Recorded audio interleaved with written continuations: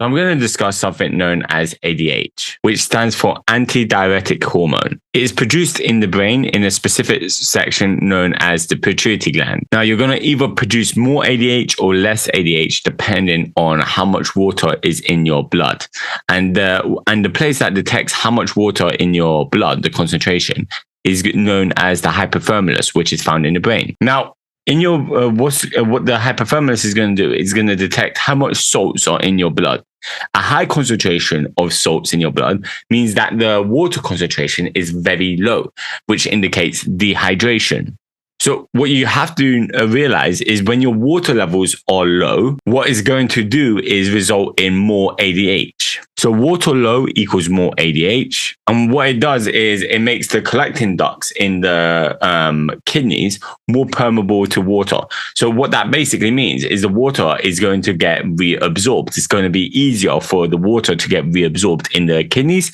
That means there's going to be an increase in amount of water given to your bloodstream by the kidneys reabsorbing some of the water. Now, as a result, your urine is going to have less volume because there's going to be less water, and it's also going to become more concentrated. So what are some reasons why you're going to have a high concentration of salts in your blood? Now, one of the reasons could be sweating, not drinking enough. Maybe you're eating a salty meal. Now, let's look at the opposite. If there's too much, if the solute concentration is too low, meaning there's too much water in the blood, what is actually going to cause is the opposite effect. So you're going to actually produce less ADH. So the kidney tubules, which are going to reabsorb water, are actually going to be less permeable because there's not enough ADH. So you're going to actually reabsorb less water. So let's go clearly through too little water in the blood. So the brain detects the water. It detects that there's too little water in the blood. So we need to reabsorb more water.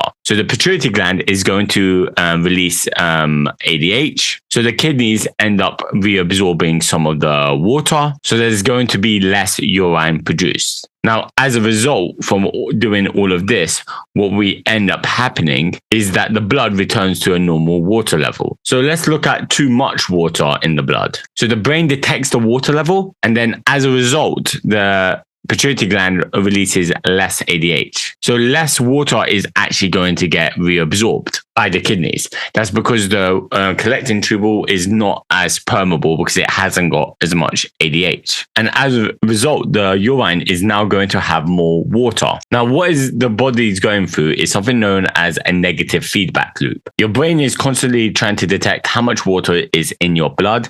If there's anything where it's like is either too little or too much, it's going to go through a negative feedback loop. So it's going to try and do something to adjust to bring it back into a normal environment. Once your internal conditions are correct, then the negative feedback loop turns off. It won't need to create more ADH or release less ADH. It will just be normal. You won't have to counteract. You won't have to do anything to change it.